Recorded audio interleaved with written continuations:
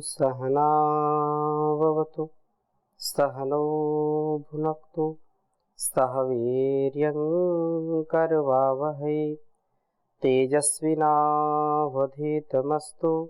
मा विद्विषावहै। ओम शांति शांति शांति। ऋग्वेद के स्वाध्याय के साथ हम वैदिक जीवन पद्धति का क्रम आगे बढ़ा रहे हैं और नित्य इस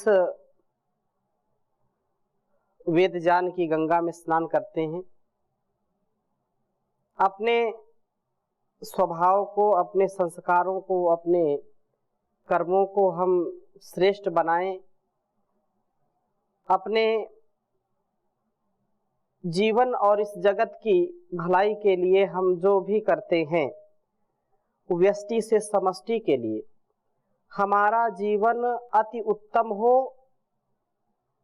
उच्च चेतना में हम रहें, दिव्य चेतना में रहें, आत्मस्थ होकर के, स्वस्थ होकर के, भागवत चेतना, आत्म चेतना, ब्रह्म चेतना में रह करके जब हम इस जीवन को जीते हैं तो अत्यंत महनीय जीवन हो जाता है हमारा। अत्यंत सरल भी होता है, सहज भी होता है, सरस आनंद से युक्त जीवन होता है। कोई भी संसार में व्यक्ति नीरस जीवन नहीं जीना चाहता है।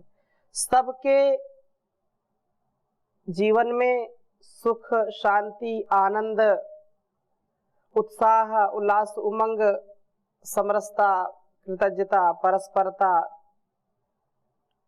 हर प्रकार से होनी चाहिए। ऐसा मनोभाव, ऐसा स्वभाव कम से कम सात्विक व्यक्ति का जरूर होता है। उसके लिए आत्मानुकूल आचरण, वेदानुकूल आचरण, शास्त्रोक्त, ऋषि प्रोक्त जो कुछ भी विधि निषेध है उसका पालन करने के लिए वो कटिबद्ध होता है। उसके लिए वह संकल्पित होता है कि मुझको अपने ऋषि धर्म से, अपने गुरु धर्म से, अपने वेद धर्म से एक क्षण के लिए भी अलग नहीं होना है। हम इसी क्रम को बढ़ा रहे हैं आगे। ऋग्वेद के 5वें मंडल के 44वें सूक्त का स्वाध्याय कर रहे थे और 14वें मंत्र का स्वाध्याय पिछली कक्षा में किया था, जिसमें बहुत सुंदर उपदेश आया था। यो जागारा तम ऋचः कामयन्ते, यो जागारा तम सामानयन्ति, यो जागारा तम अयम सोम आह, तवहमस्मि सख्ये न्योकाः। जागरूकता के लिए उपदेश किया कि जागरूक रहिए, साधु सावधान, सावधानी के साथ, उत्तिष्ठत जाग्रत, प्राप्य वरान निबोधत, क्षुरस्य धारा निशिता दुरत्या, दुर्गम पथस्तद कवयो वदन्ति। यह जो ज्ञान का मार्ग है, ज्ञान का मार्ग कृपाण की धारा, जो ज्ञान का मार्ग होता है वह अत्यंत कठिन होता है। ज्ञान का मार्ग छुरे के धार के ऊपर चलने के समान है, ऐसा कहा है। दुर्गम पथस्तद कवयो वदन्ति, ऐसे जो हमारे वेदज्ञ हैं, जो धीर गंभीर विद्वान हैं, उनका यह कथन है। परंतु इसका तात्पर्य यह है कि हम ज्ञान पूर्वक जब जीते हैं तो अत्यंत हमारे जीवन में सरलता, सहजता आ जाती है, हम संकीर्णताओं से ऊपर उठ जाते हैं।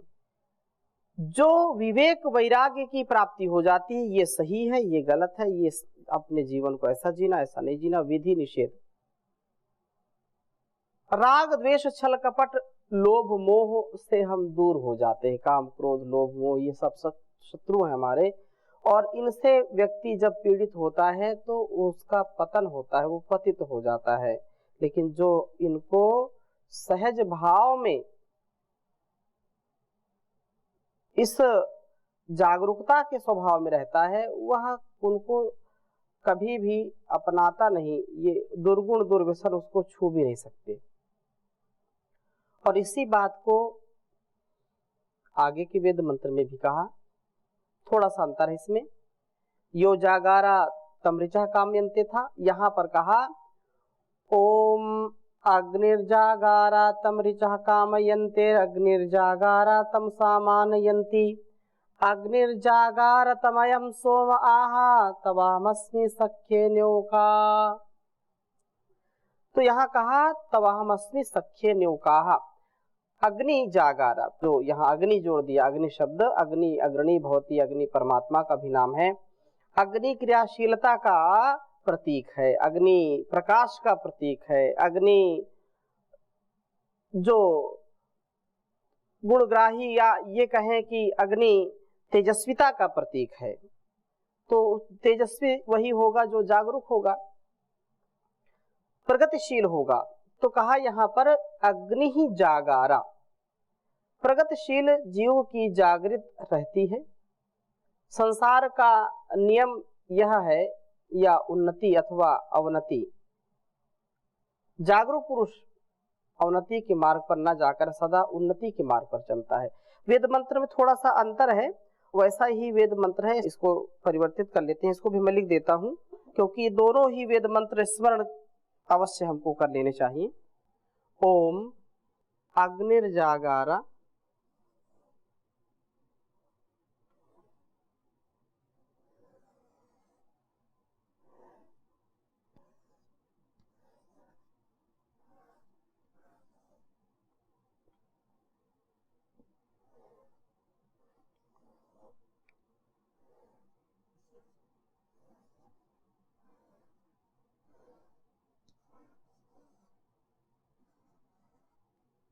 अग्निर्जागारा तमृचा कामयन्ते।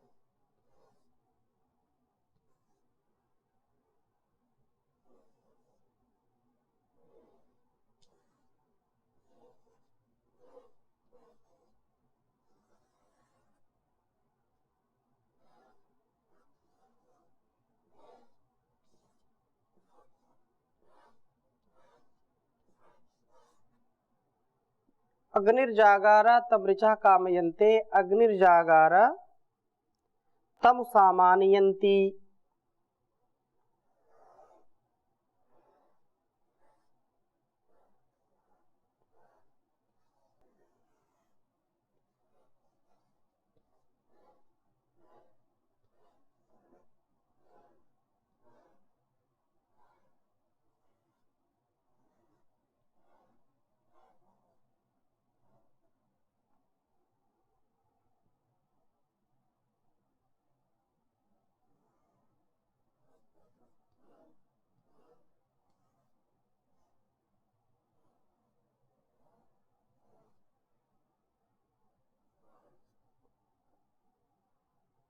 अग्निर्जागारा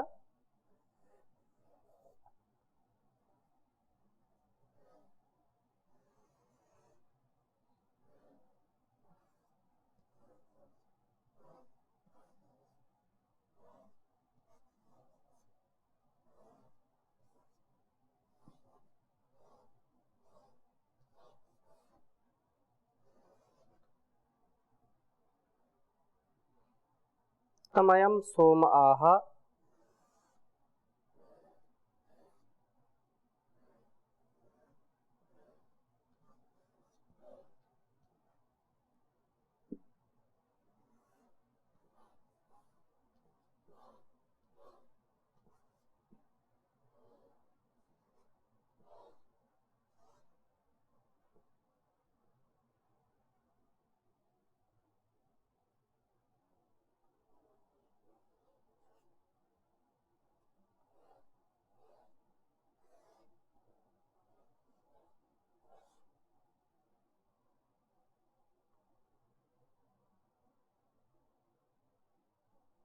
तवाहमस्मि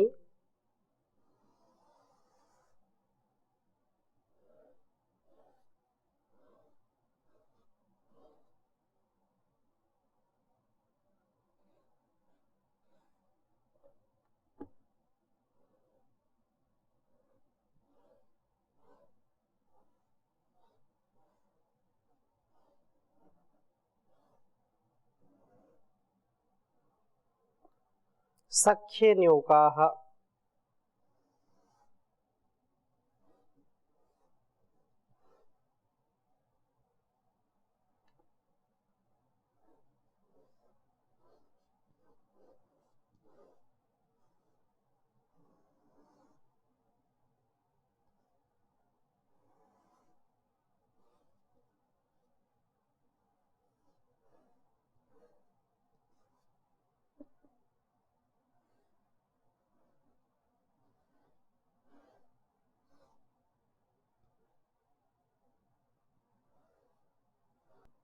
ऋग्वेद के 5वें मंडल के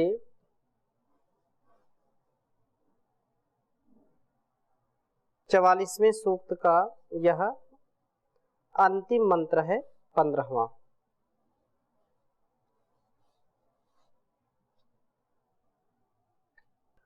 ओम अग्निर्जागारातम ऋचा कामयन्ते अग्निर्जागारातम सामानयन्ते अग्निर्जागारतमयम सोम आह तवाहमस्मि सख्ये न्योकाः। जैसे चर्चा हमने की कि अग्नि जो अग्रणी, जो क्रियाशील, जो प्रकाशक, जो तेजस्विता के लिए संपूर्ण संसार में जानी जाती है और अग्नि परमपिता परमेश्वर का नाम भी है। तो अग्नि जागारा, प्रगतिशील जीव ही जागृत है। संसार का यह नियम है, या उन्नति अथवा अवनति, जागरूक पुरुष अवनति के मार्ग पर न जाकर सदा उन्नति के मार्ग पर जाता है। यहाँ पर अग्नि होगा, यह अग्नि सदा जागता है, अर्थात अग्नि कभी भी पतित नहीं होता, वो अधोगति को प्राप्त नहीं होता। अग्नि ऊपर की ओर उठता है। ये अग्नि जब प्रज्वलित होती है तो हम देखते हैं लोक में भी वो अग्नि ऊपर की ओर उठता है, वो नीचे गिरता नहीं, नीचे को पानी तो नीचे को ढाल में जाता है, ढलान में बहता है, परंतु अग्नि हमको ऊपर उठने का संदेश देती है। हमको भूमि पर धराशायी होने के लिए नहीं कि एक ढेला मिट्टी का ऊपर से गिरा, चकनाचूर हो गया, बिखर गया, उठ नहीं सकता, परंतु वहीं पर एक गेंद, एक फुटबॉल यदि धरती पर गिरती है ऊपर से, तो जितनी ऊंचाई से गिरती है वो और ऊपर उठने का प्रयत्न करती है, उछलती है, क्रियाशीलता उसमें दिखाई पड़ती है। अर्थात वह एक उदाहरण तो समझने के लिए होते हैं। तो जागरूक व्यक्ति जो होता है, जो जागता रहता है, वह अग्नि के समान ऊपर ही उठने का प्रयत्न करता है, कभी अधोगति की ओर नहीं जाता। वह इस प्रयत्न से ओतप्रोत रहता है कि वह कभी पतित ना हो। जागरूक अवनति के मार्ग पर, अधोगति के मार्ग पर, पतन के मार्ग पर कभी नहीं जाते, सदा उन्नति के पथ पर चलते हैं। और यही अग्नि का स्वभाव है। यह अग्नि सदा जागता है। तम, उस अग्नि को ऋचा सब विज्ञान कामयन्ते चाहते हैं, इस अग्नि को ही सब विज्ञान प्राप्त होते हैं। अग्नि ही जागारा, यह अग्नि ही जागता है, प्रमत्त ही अवनति के मार्ग पर जाया करता है। जो अग्नि हमारे अंदर भी कार्य करती है ना, अगर हम उसकी भी बात करते हैं, तो जो संकल्प की अग्नि है, जो हमारे अंदर उत्साह की अग्नि है, वह जब प्रज्वलित होती है तो व्यक्ति को बैठने नहीं देती, अर्थात उसको उसके श्रेष्ठ कर्मों में लगा देती है, उसके साथ संयोग कराती है, युक्त कर देती है सदकर्मों से, सद्व्यवहारों से, वीरता, धीरता, गंभीरता के साथ वह अपने इस मानवीय मूल्यों के अनुकूल, जो मनुष्यता है उसके अनुकूल जितना उसका सामर्थ्य है वो कर्म करता है, उसमें कोई आलस्य प्रमाद नहीं रहता है। और सामान्य सारी उपासनाएं उसको प्राप्त होती हैं, ज्ञान विज्ञान उसको प्राप्त होता है। अग्नि ही प्रभु का सच्चा उपासक होता है। अग्नि ही जागारा, प्रगतिशील जीव ही जागृत है। उसे अयम सोमा, ये शांत प्रभु आह कहते हैं कि अहम, मैं, तब सख्ये, तेरी मित्रता में न्यों का निश्चित निवास वाला हूं। यह शांत प्रभु उसको कहते हैं कि मैं तेरी मित्रता वाला हूं, अर्थात प्रभु हमारा बंधु मित्र सखा है। सनो बंधुर जनिता सविधाता, धामानि वेद भुवनानि विश्वा, ये बात जो कही है, त्वमेव माता च पिता त्वमेव, त्वमेव बंधुश्च सखा त्वमेव, वह हमारा बंधु है, सखा है। हम उसको जीवन में स्थान दें, अपने हृदय में स्थान दें। न्योकाह, निश्चित निवास वाला हूं, तेरी मित्रता में मैं निश्चित ही निवास वाला हूं, तेरा ही मैं स्थिर मित्र हूं। संसार में कितने मित्र आते हैं, कितने चले जाते हैं। कुछ लोग रोज मित्र ही बदलते रहते हैं। कैसे मित्र? स्वार्थी मित्र। जब तक उसके पास उसके स्वार्थ सिद्धि के साधन हैं, उसका स्वार्थ सिद्ध हो रहा है, तब तक वो मित्र बने हैं।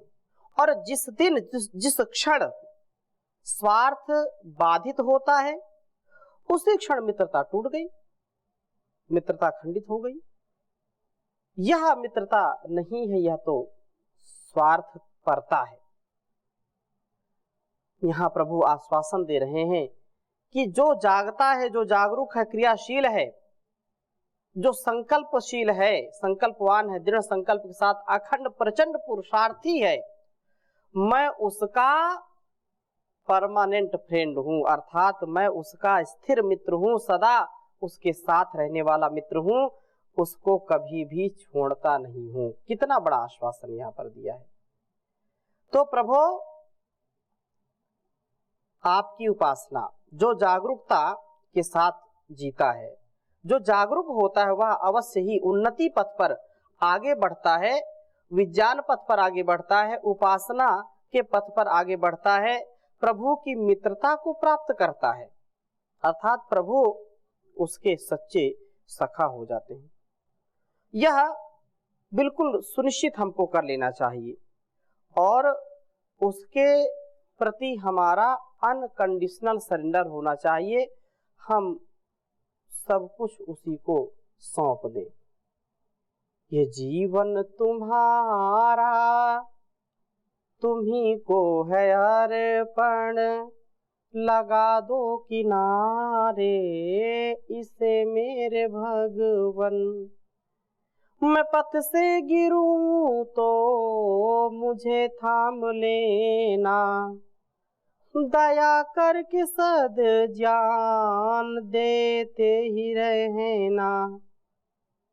ये सोया है मानव, इसे तुम जगा दो, ये सोया है मानव, इसे तुम जगा दो, लगा दो किनारे इसे मेरे भगवन। हो करुणा के सागर, दया के हो दाता, तुम ही जग के पालक, तुम ही हो विधाता। ये सोया है मानव, इसे तुम जगा दो, लगा दो किनारे, इसे मेरे भगवन। दर्श दो बड़ा होगा ऐसा तुम्हारा, भटकता ही रहता है ये मनवा हमारा। इसे वश में करने की युक्ति बता दो, लगा दो किनारे, इसे मेरे भगवन। तुम्हारे भरोसे है ये जीवन की नैया, लगा दो किनारे मेरे खिवैया। कहीं डूब जाए ना इसे तुम बचा लो, लगा दो किनारे, इसे मेरे भगवन। लगा दो किनारे, इसे मेरे भगवन। तो प्रभु की शरण में आकर के उसकी सच्ची मित्रता को हम स्वीकार करें, उसकी मित्रता के लिए हम अपने पल पल उसको समर्पित करें। और जिसका प्रभु का संबंध नहीं भाता, वो भौतिक भोग की भावना में, कामना में इधर उधर भटकता रहता है, तो उसका जीवन निरर्थक है, निष्क्रिय हो जाता है, आलस से प्रमाद से युक्त हो जाता है। इसलिए यह आत्मोन्नति का पथ है, यह विश्वोन्नति का पथ है। प्रभु के चरणों में हमारा ध्यान हो, उसके चरणों में तो हुआ ध्यान तुम्हारा ही नहीं। तुमको धन प्यारा है भगवान तो प्यारा ही नहीं। क्यों सुनेगा भला परमात्मा आवाज तेरी, तूने उसको कभी दिल से तो पुकारा ही नहीं। उसके चरणों में तो हुआ ध्यान तुम्हारा ही नहीं। जब उसके चरणों में ध्यान नहीं होगा तो जीवन की समस्याओं का समाधान कैसे होगा? क्योंकि प्रभु की शरणागति प्राप्त करना, उसका ध्यान करना, भक्ति भजन करना, जिससे हमारे जीवन के जो कुत्सित, जो कुविचार हैं, जो कुंठाएं हैं, जो कुमार्ग पर हम चल रहे हैं, वो सब परिवर्तित होकर के सुमार्ग पर हम चलेंगे। हम उत्साह में रहेंगे, प्रेम करुणा में रहेंगे। तो यही इस वेद मंत्र का भाव है कि हम जागरूक हों, और जागरूक होकर के इस दुनिया में आए हैं। इस शरीर को, इस संसार को परमात्मा ने बनाया है, हमको उपहार में दिया है, तो इसका तिरस्कार ना करें, इसका सम्मान करें और इसका सदुपयोग करें आत्म कल्याण के लिए, अपने जीवन के कल्याण के लिए, अपने समाज, परिवार, राष्ट्र के, विश्व के कल्याण के लिए वेद अनुकूल आचरण करें। अपने एक एक पल, एक एक क्षण का सदुपयोग करें। तो आज की कक्षा को यहीं पर विराम देंगे, शेष चर्चा अगली कक्षा में करेंगे। ओम शांति शांति शांति।